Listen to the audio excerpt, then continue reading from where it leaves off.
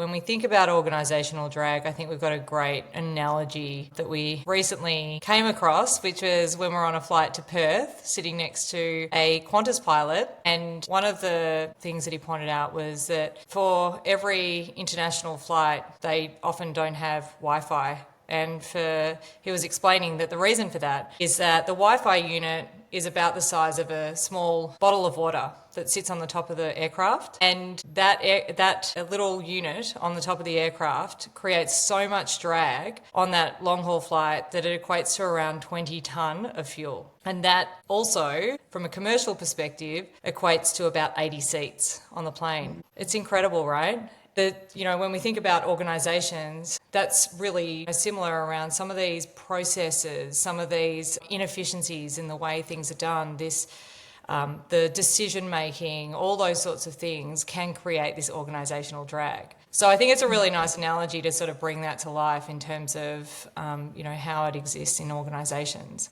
So it's all about how do you remove that drag and make it invisible or you reduce it entirely so that you can then do more stuff, have more seats, have a lower cost of fuel. Yeah, it's really similar. Basically, obviously, that's what we do is identify what are those points of drag, but then also how can you reduce it? So one thing is through this methodology that we use, pinpointing what is the cost and what's the size of each of these drag points, but then how they reduce them, what those are, and then how they reduce them is the interesting part.